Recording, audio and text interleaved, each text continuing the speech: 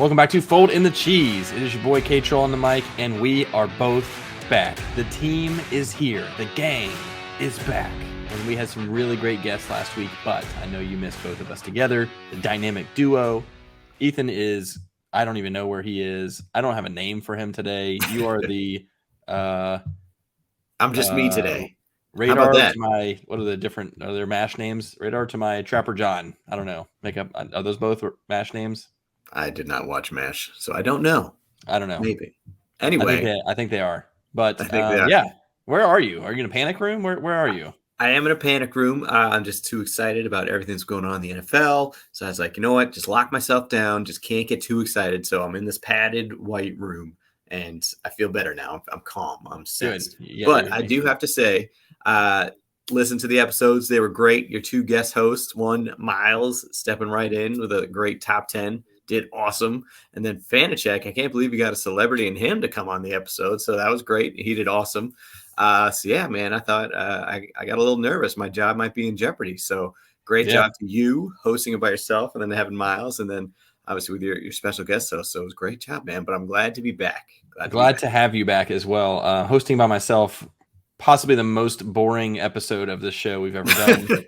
I think you had to do it by yourself one time last year when I was deathly ill. And I remember thinking the same thing. It's like, it just doesn't work when it's one person just monologuing the whole time. Well, especially too, because I think I was talking about like betting lines and had like, it was still one of our intro episodes. I'm like, this is terrible. You're just like spouting numbers the whole time, like plus 200 and parlayed at plus 350 and blah, blah, blah, blah, blah, blah. And people are just like, yeah, I don't know. Yeah, we're done here. We're done.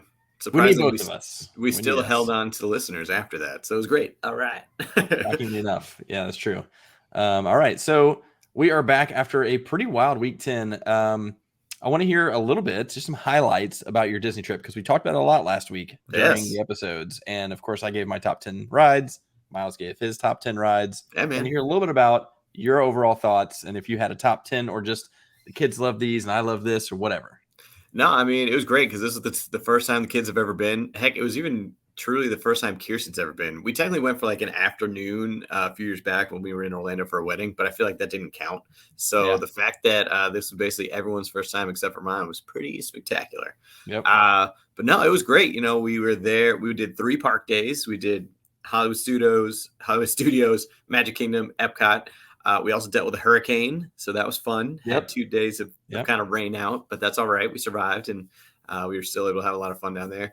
But yeah, listen to yours and Miles' top 10. I would say a lot of similar. I didn't get to all the ones you did because we didn't go to Animal Kingdom, so I didn't get any of the Avatar ones or anything like that. Yep. But definitely the kids' highlights.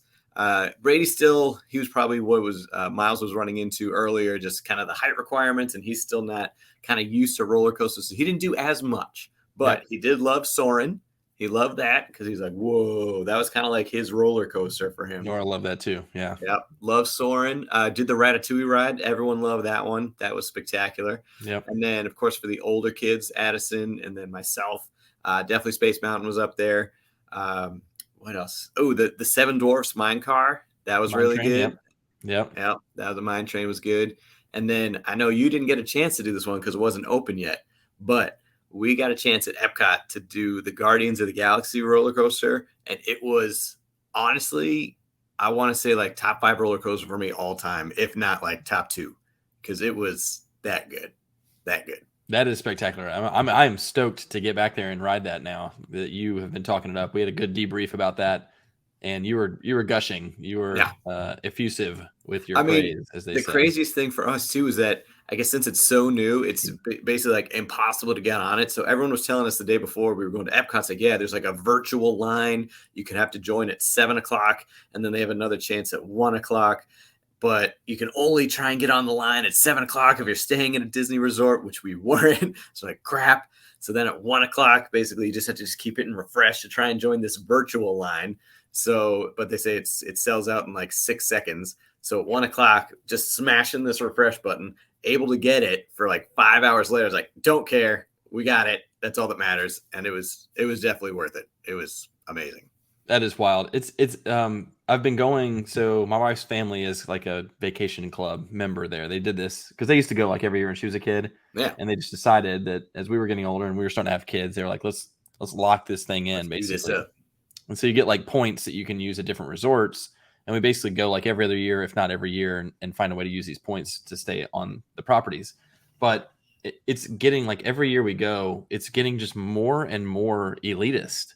The whole experience is so expensive. And I just keep thinking, like, when we were kids, it was like any average American could take their family to Disney World. It was a big trip, but anyone could do it. It was made for everybody. And it was the most magical place on earth. It was like the dream vacation.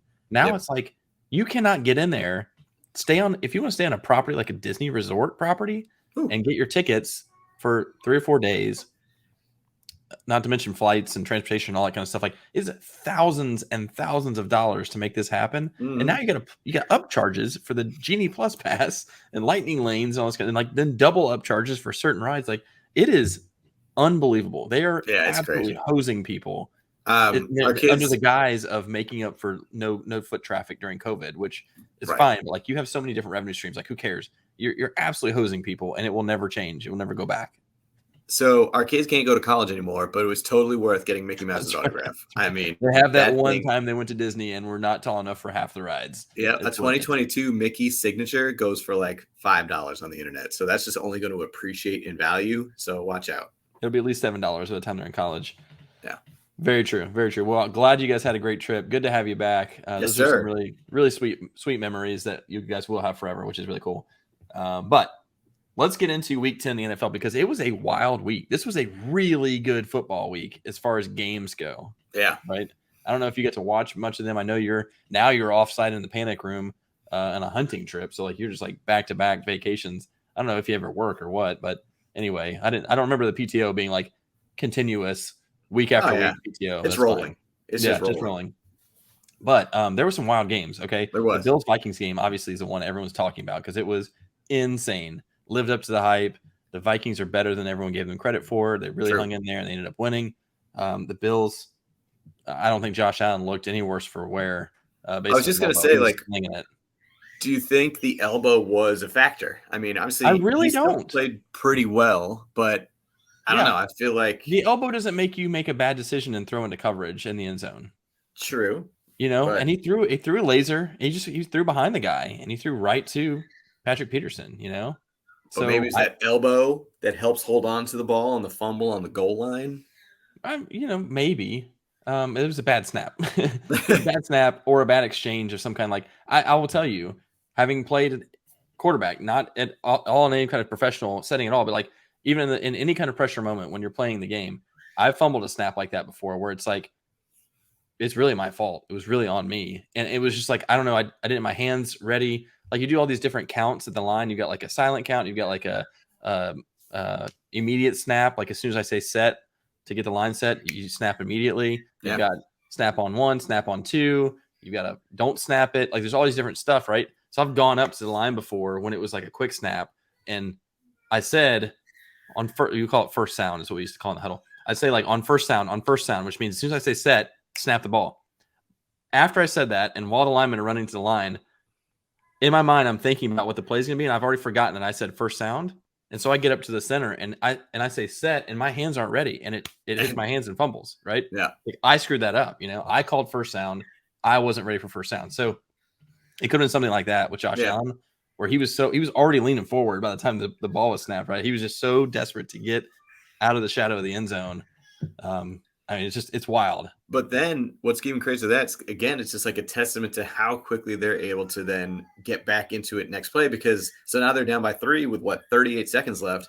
They're still able to march down the field and get a field goal to tie to send it to overtime. So, I mean, again, kudos to them. It just kind of goes back to the AFC divisional game against the Chiefs where Mahomes had 13 seconds to get down the field to kick a game time field goal and stuff like that. So 2 plays. Yep. It's just no lead is safe. No, nothing is safe.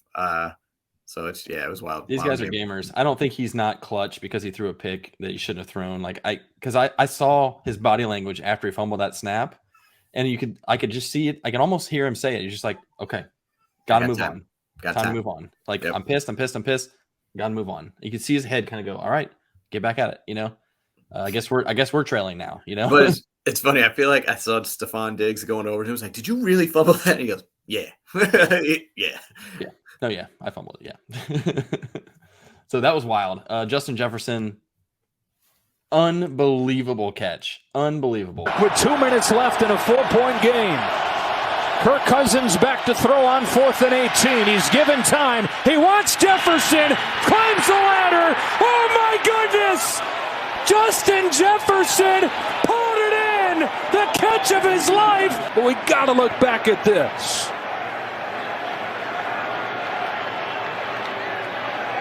How does he maintain possession all the way through, not allow that ball to hit the ground, and he just steals it from Cam Lewis. Foul, unnecessary roughness, defense number 47. That's a 15-yard penalty. Automatic first down. And I know I will always remember the Odell Beckham catch as the greatest I'd ever seen. This could be even better, honestly, because the guy had 2 hands on it. He had 1 hand and he still pulled it down. And it's situational. It was a 4th down in a tightly contested game. 18. Yeah. Just nuts. I went back and watched like the last 9 minutes or something of TV time or whatever, where it was like the end of the 4th quarter, overtime stuff. It was awesome. It was just awesome. Incredible. Sweet.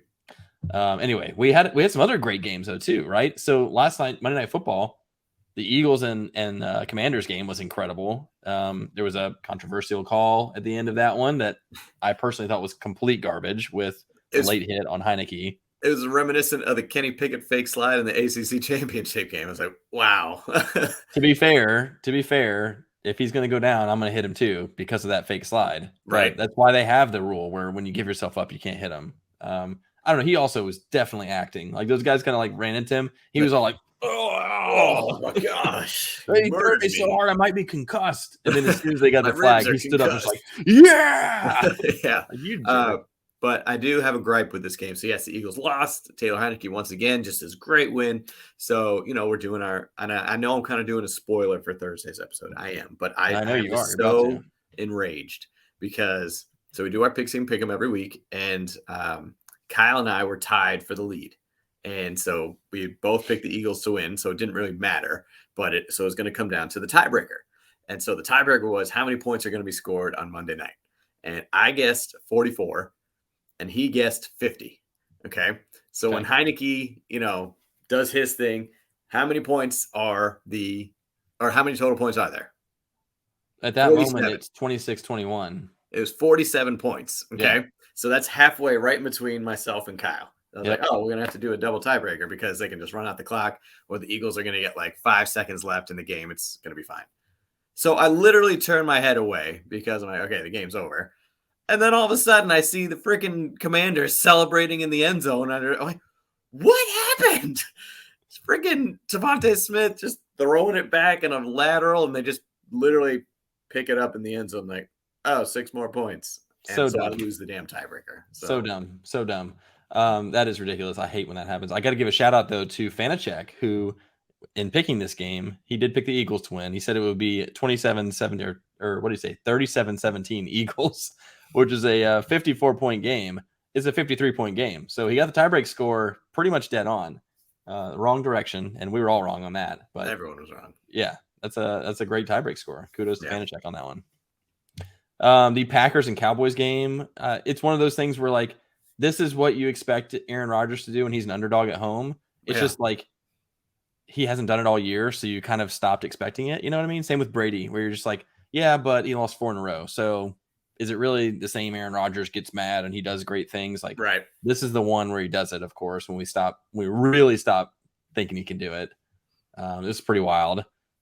Same thing with the Bucs, really. I mean, the Bucs, 2 wins in a row now. That Germany game was actually a really great ending as well. Yeah, who would have thought that one? That was a really good one. And then the Lions and Bears in a shootout, as expected. Lions coming home with a big win at the very end. The Lions are undefeated since Peyton Manning and Jeff Daniels filmed that little segment about trying to exercise the curse on the Lions. So why the is there a bathtub in the end zone of Ford Field? Am I on drugs? Trust me, Jeff. Google curse-breaking spell, and you'll come up with this. Fill a tub with 100 cups of water and a cup of salt. Doesn't smell like water. Because it's whiskey. Bobby Lane would have preferred that. If this stuff really works, why didn't you use it to put a hex on the Patriots? Belichick's dark magic was just too strong. Might have to thank one old Jeff Daniels and Peyton, so watch out. Watch out for Lions. Interesting. Okay. And what was crazy is, had the Packers lost, the Lions would have had sole possession of second place in the NFC North. Which, I don't know. Yeah, I don't know what that does for you, but that's great. It's all up here. We're second place right now. It's all mental. That's all we're thinking about. First is gone. First is definitely gone. Yeah. Vikings are 8-1. Ain't nobody getting 8 wins other than them. True. Okay, well, let's talk about a few injuries then on the fantasy front. We've got a couple of big names we got to keep an eye on, at least. Cooper Kupp being the biggest, and he left with an ankle injury. It sounds like he avoided, quote, the worst case scenario. So we're hopeful that he's not like season ending, it's not surgery. It could be a high ankle, which would be several weeks, 4 to 6 weeks. If the Rams continue to suck like they have, I've even heard analysts talking about shutting him down for the year.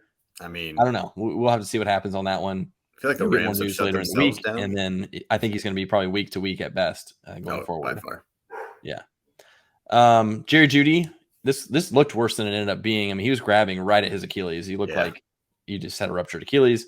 It's not believed to be the Achilles. Now they think it's a muscle behind the ankle, which I guess like the bottom part of your calf, maybe. I don't know. It seems like it will probably be multi-week. It's a pretty severe injury. I feel like that would be the same kind of scenario, though. They're both 3-6, the Rams and the Broncos. So it's only like maybe we don't bring him back. Maybe it's just like we're good. Yeah, just put him on the shelf. The problem with Jeudy is like he's missed like a whole year. You know, like he's got to play at some point. he doesn't know if they're going to keep him play this game. He's just not. He keeps getting injured like this. Yeah. So I don't know. We'll see what he does. Zach Ertz going to miss multiple weeks. I don't think he tore his ACL, but it's a knee injury. That kind of sucks. Like we talked about, there's a dearth at the tight end field, and you don't want to see one of the good ones go. So and he's been having a good solid year. Just has one Kyle Seager, top 3 tight end in the league. Watch out. Oh yeah, is that what he says? He was giving me crap because he's gone. I was defending Hawkinson. He's like, "Oh, Hawkins is garbage, and he's not even a top 5." So I'm like, "Oh, here we go." Whatever. So, Nate Burleson. All I gotta say is Nate Burleson. Nate Burleson. Conversation over. Juju left with a concussion. That sucked for me because I had him going in DraftKings and had him having a big week, and I also had him in a parlay bet, and he did not pull his end of the bargain. He did not. After getting off to a pretty decent start there. So my guess is he's going to miss a week. I mean, I think the concussion thing this year in particular is so sensitive that typically when someone's getting a concussion, if it's a real one, unlike Christian Watson's fake chest injury / concussion, if it's a real concussion, I would imagine he'll probably be out this week. Well, did you Fournette left with a hip pointer? Real quick, going back to the concussion thing, you watched the Chargers-Niners game, right? I watched the end of it. So did you see the end of the first half? I don't think so. Anyway, so Chargers were driving. Herbert gets like sandwiched, so he's going down. A Niner guy like hits him in the head, and they took him out right away. They said, "Nope, you got to go get checked out," just because of that. So yeah, basically since the Tua thing, they're not taking this for granted. This is so funny. So Chase Daniel comes in, the journeyman of all journeyman backup quarterbacks, the man who's made so much money as a backup quarterback, literally more than some starting quarterbacks in their career. Comes in 0-2. He was terrible. It was hilarious. Some of them are competent, some of them are not. Chase Daniel, I've never really totally understood it, but whatever. He's a big guy. He's getting contracts, man. He's fun too. I saw him in Hard Knocks one time, and he was, I forget which team it was. He was a backup for, but it was funny. Maybe it was could have been the Lions. Could have been the Lions, man. It was somebody. He was backing up one year. Yep. Kind of funny. Leonard Fournette hit pointer. So they're going on bye this week, which is good because I think it'll give him time to get healthy. I think he'll be fine. It sounds like he'll be fine when they come out of the bye. But bigger news is Rachaad White. Man, Rachaad White is coming. He's looking good. He is stealing reps from Fournette. He looks really good, man. He outcarried him this week. And, I mean, they've basically been doing a 50-50, share right there. So, yep. I mean, he's a very viable asset. I know we're going to talk about him later, but it's crazy. What do you think happens? I don't think we're going to get to this until, like, the waiver section. But, like, what do you think happens after the bye? Do you think it's back to Fournette's number 1 and you're 1B? Or do you think it's a chance you lose your job?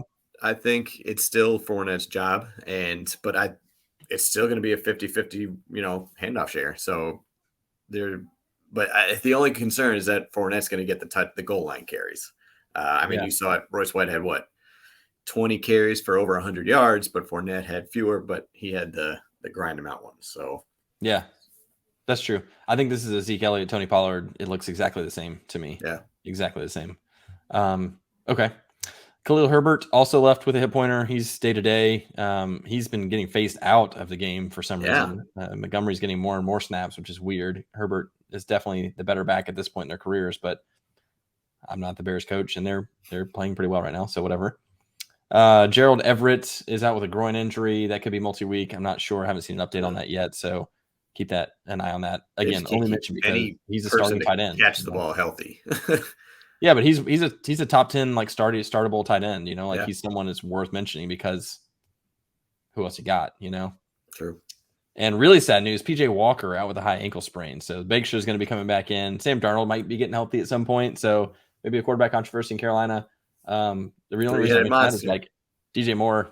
I ain't starting him with Sam Darnold or Baker Mayfield. So no, only good with PJ Walker. Yeah, the XFL stud himself. So maybe just DJ Moore should go to the XFL. I think in honor of the XFL kind of starting back up, PJ Walker MVP. PJ Walker ought to go back, yeah.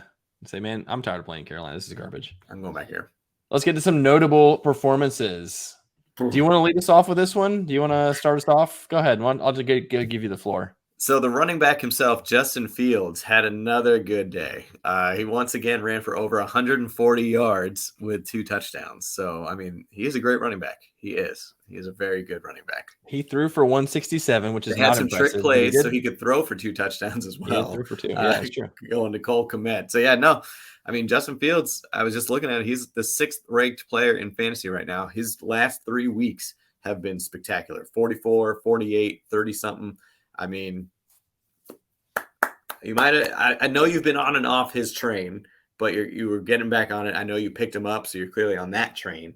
So kudos to you for sure. I will give you your credit when it is due. He is definitely, I mean, honestly, I would kill for Justin Fields as my fantasy quarterback right now. So no, he had another great week. I think the fact that they're letting him run is huge for him. The fact that it just opens up his skill set and just like, hey, let me just create with my feet. And then if I have something in the air, great. But like, otherwise it's kind of like a poor man's Lamar Jackson. So if you take that, totally fine. And he's just kind of, again, just letting him be more free, which is going to be helpful to him.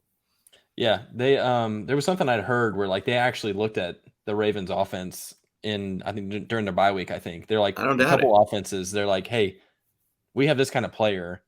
Let's see what the Ravens do with him. Let's see what the Eagles are doing with Jalen Hurts. Like, let's see what some of these teams are doing. Josh Allen. Let's see what they're doing to get their quarterback in space and really utilize his feet.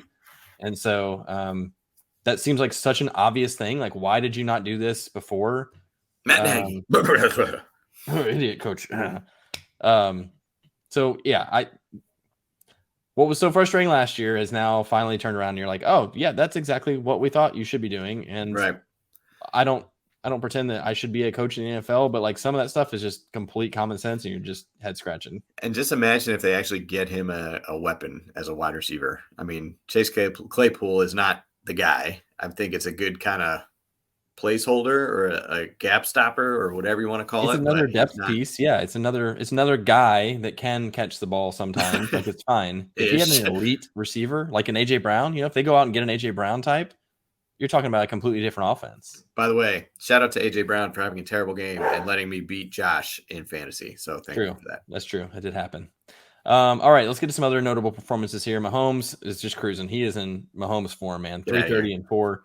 That's what he does. Tua is looking like an actual MVP candidate. 285 and 3 touchdowns. That offense is steamrolling people. Their running game is killing it too with Jeff Wilson in there. Dak, another great game. 265 and 3. He seems to be back healthy, good to go. I have a whole list of running backs that went over 100 and had a touchdown. I have a whole list of receivers that went over 100. I mean, this is a big offense week. I was going to say this year has not been home to many huge offensive performances. No. And this week had a lot of them. Week had them. So I'll rattle these off. Jonathan Taylor, 147 and 2 touchdowns. Aaron Jones, 138 and a touchdown. Tony Pollard, 115 and a touchdown. Dalvin Cook, 119 and a long touchdown. I was going to say, Dalvin Cook at 81 yards in one play. Yeah, that helps. Jonathan Taylor like a 60-something yard too. So truthfully, but they can do that. The fact they can do that is why they're elite. Jeff Wilson, 119 and a touchdown. Talked about him as well. Deontay Foreman, 130 and a touchdown on Thursday Night Football. So this is a bunch of guys going over 100 and scoring. Like that's a points explosion, man. I'm just loving seeing Saquon. I just love the fact that he is back. I just think it's good for the game. I think it's good for the position. You need someone like that to be there. He's such a dynamic player, and especially after the past 2.5 years to kind of be written off. I know we kind of joked how that one article was saying, does he know how to play the position in the NFL? But it's good for football that he's back. He should be getting paid, even though they tabled their extension talks until after the season. So he's about to get paid. It'll be interesting whether or not they keep Daniel Jones. But anyway, I'm just glad Saquon's back. Not just because I was high on him at the beginning of the year, but I just think it's good for the game to have that kind of player be back in form. Yeah, I completely agree. Watch him give him like 6 carries a game going forward and be like, all right, we're ready to bring those discussions back on your contract. So wide receivers going over 100, a bunch of these too, right? CeeDee Lamb, 11 for 150 and 2 touchdowns. That was the big week, right? He was unstoppable. Beneficiary for Dak's big day. Yeah. Justin Jefferson, we talked about that catch. Unbelievable. 10, 193 and a touchdown. Can I call timeout real quick? Yeah. Would you call Justin Jefferson wide receiver 1? Yes. Yeah. Dude, I said it preseason. Remember, I changed my rankings. I had Jefferson over Kupp. I couldn't remember. Okay. Yeah, I don't think it's even close right now. He's insane. I mean, I think when Jamar Chase is healthy, he's up there. And honestly, Hopkins could make a case for it too, the way he's been playing when Kyler's in, right? But yeah, dude, it's just been different level, man. Yeah. Jefferson's just unguardable. Christian Watson, rookie in Green Bay, went nuts. 4 catches, 107 yards, 3 touchdowns. He caught a long bomb from Rodgers. Yeah, he does that in the end zone. 1, 2, 3. I don't know. Do you buy this or not? What do you think? I mean, you have to buy someone in Green Bay, and you still have Alan Lazard. Do I buy him? I mean, he's worth a pickup just because maybe this is a sign of things to come. Again, he's still a rookie. So the fact that, we're halfway through the year right now, you got to give him some of that time. It's so funny. During the game, they kept showing the very first play of the NFL season. And it was he just burned some dude. Rodgers drops a dime and it's just. I got fish for hands. Stone cold hands. Why can't I think of it? Stone hands Crawford. Stone cold. Stone cold Steve Austin. So, there's got to be some grace. And then obviously who's flirting with a couple injuries a little bit here and there. So do I buy it? I think tentatively, yes, just because maybe this can be the guy that Aaron can, air it out to and just kind of have a little bit of flash with. So why not? It's worth a stash. I need to pick someone up. I'm sure he's not available anymore, but I can't keep riding DeAndre Carter, even though he did well for me once again. So DeAndre Carter's been money in the slot. Yeah. Okay, I'm going to give my opinion on Watson when we get to the waivers as well, because I'm not far off from where you are. Christian Kirk, big week, 9 for 105 and 2 touchdowns. That's your guy, man. Crushing it. Nick Westbrook-Akine in Tennessee, 5 for 119 and 2 touchdowns. I know you didn't watch this game. No. Malik Willis went in for 1 play, and it was hilarious. I don't even know why he was in. I don't know if it's like a specialty package or what, because I don't think Tannehill got banged up or anything. Malik rolls in, takes a shotgun snap, and he's going to run a read option with Derrick Henry, which is like his play, right? That's what he does because he's a runner. He gives to Henry, pulls it away, fumbles it, gets knocked over, fumbles it away to the Broncos. They get the ball, and he's done. He's like, that's great, Malik. Thank you. 1 play, fumble, you're gone. And you're shut down for the season. You're done. Good grief, man. I'm still optimistic about him, like long term, but it's going to be longer term than I expected.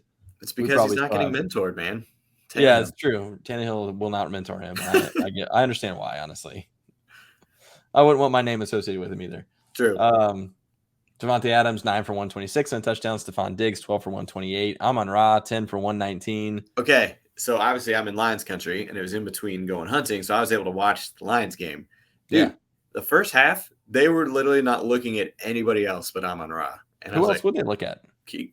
Right? And so it was working every time. Like, just keep giving him the ball, please. I think he missed the whole third quarter. Like, I don't think he got a catch in the third quarter that I can remember, because I have him on a bunch of teams, right? And I'm like, all right, first half he had like 5 for 86 or something. I was like, yeah, let's go. I'm literally watching like 16 points from him in the first half. Like, just And because I'm starting Goff, so I'm like, just keep going. Just keep going, man.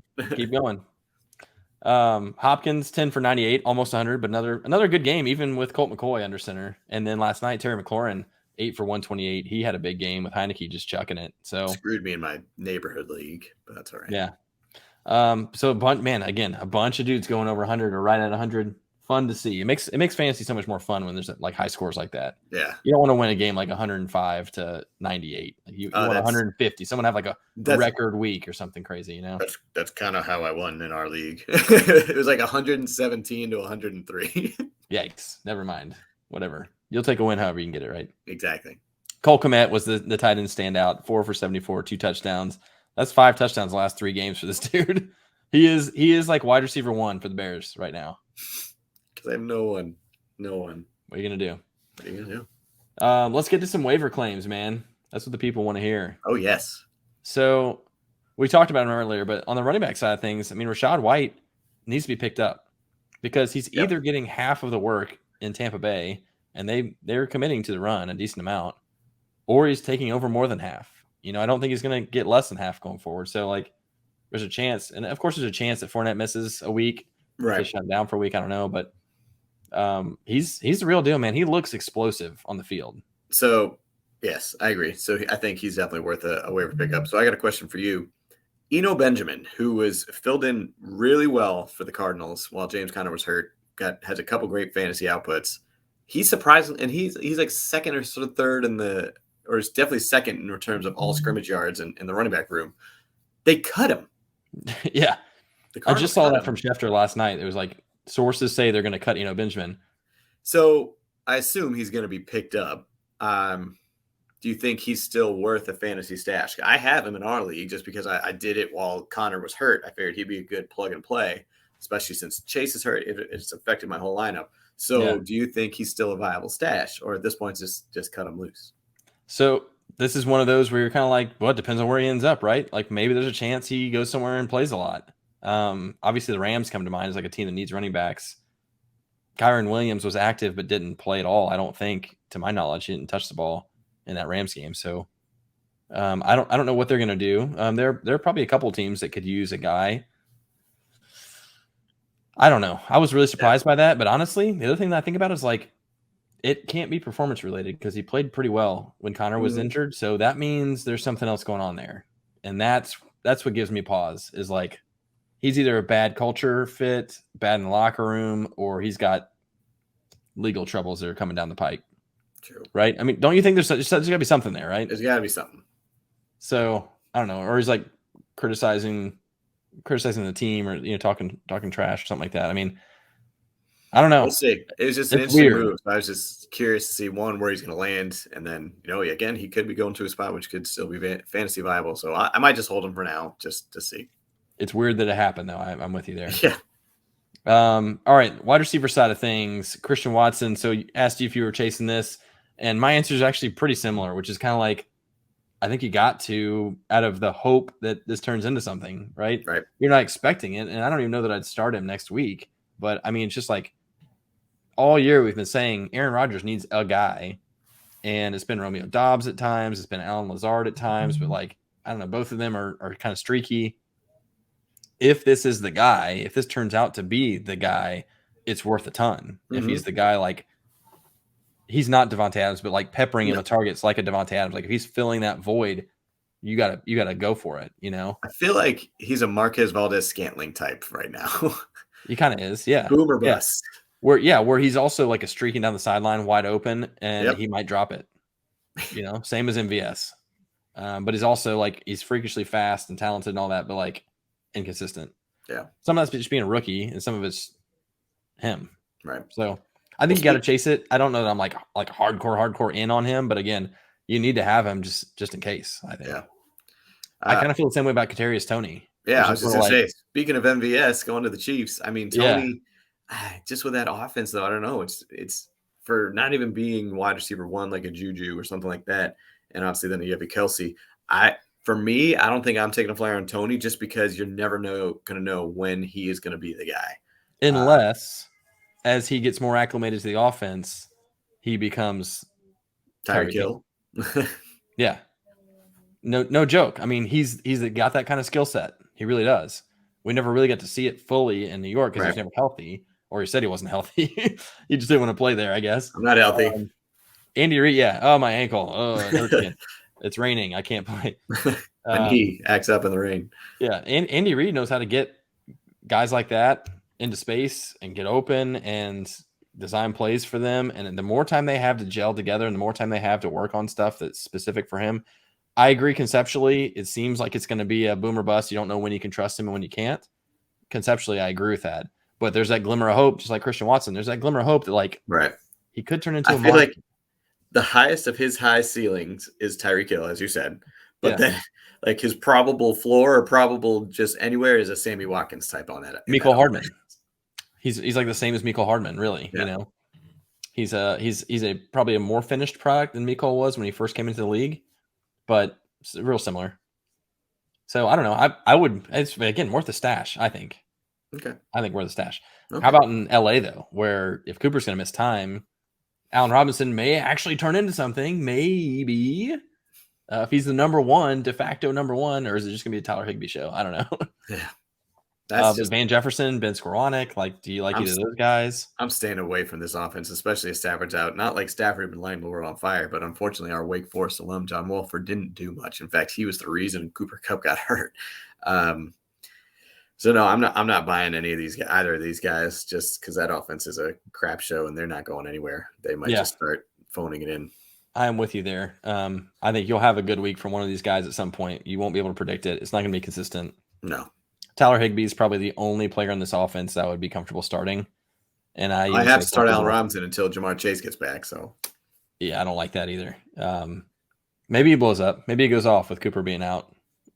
I mean, Wolford was going to him. He was the guy in the first few series. So again, the idea of force feeding your guys, especially with Kupp down. So maybe we'll see. And quarterback, Trevor Lawrence is around a bunch of leagues that I'm in. I would pick him up and start him, man. I'd play him. 100%. I think he's rock solid. He's been playing really well. He got through a tough part of his schedule. So if he's around in your league, I think he's definitely worth considering starting. Mm-hmm. Speaking of which, how about a little do it update? How about that do it update? So unfortunately for you, I don't have the numbers since I am off site. But as for this past weekend, I do know, so I started Jared Goff and he was meh. He got me about 16 to 18 points just because he had, 230 yards, 1 touchdown, just fine. But it's like, bleh. So he had a very mediocre week. Lawrence had an okay week too. He had a couple touchdowns. So he was better than Jared Goff this week. So he was better than Jared Goff. He actually was QB5 on the week. Trevor Lawrence, 25.96 points. 25. Okay. Jared Goff is all the way down here at QB 20-ish with 16.84. So 16. See, I said 16 to 18. He was right in there. Yeah, Lawrence is widening the gap. So he's got another 10 points he gained on Goff, but he's still got his bye week coming up. Bye week. Holding on to that bye week. And then Josh Jacobs, man, continues to still do well. Even though the Raiders are terrible, he still continues to do his thing. He got another touchdown. So A.J. Dillon, man, I had to pick him up in our Run Your Pool league because originally I had Zeke, but then he got ruled out. So I put in A.J. Dillon. I was like, screw it. I have no other running backs anyway. And it's just frustrating. He's just I don't get it, man. I don't understand it. I think it's just obviously it's just a total whiff on my part, but I also am just like, I saw something last year that made me think this would be a good pick. Like, where did that go? I think everyone saw it. It's not like people were like, "Oh, it's like what a crazy call that you like AJ Dillon." Like everyone saw it last year. We're like, "Dang, this dude is big and physical and can catch the ball and look out." Yeah. Obviously, not having a passing offense hurts the running game to some degree, but Aaron Jones still balling out. So Aaron Jones is playing well. So I don't know. Maybe that's more of it. Just that Jones is playing well and don't need Dillon as much. But anyway, Josh Jacobs extending that lead even more. I'm not even sure there's enough time. If Jacobs were to like not play anymore for a season-ending injury, I don't even think there's enough time for AJ Dillon to catch up. So I don't think so. Whatever. Higgins wide receiver. Look out. Allen Robinson barely beat the bye, so he was able to close his gap by a huge 8 points. Yeah, one of his best weeks. Yes. Yeah, still a pretty big gap there, and Higgins coming off the bye, about to tear it up. We had a do it better of the week. I don't know if you heard that on the podcast. Fanachek and I had a do it better of the week. Not sure he totally understood the assignment. I tried to walk him through it, but we ended up drafting from the Bears and Lions game. He picked the Lions, correctly picked the Lions. I'll give him credit for that. He's a diehard Bears fan, has been his whole life. So I got first pick. I took Justin Fields. Game's over at that point. Yeah. That's all he needed. He outscored every other player, maybe combined. Vanacek took Jared Goff and DeAndre Swift, which, again, I get why you got to swing for the fences, right? But also still not very involved. I don't know what's going on with him in Detroit, but I was just going to say, if you looked at his stat line, it was like 6 rush yards, 1 reception for 6 yards, and then he had 6 points because he had a touchdown. So it's just, I don't know, 3 6s. Ooh. I don't know what that is. I don't like it. I don't like it.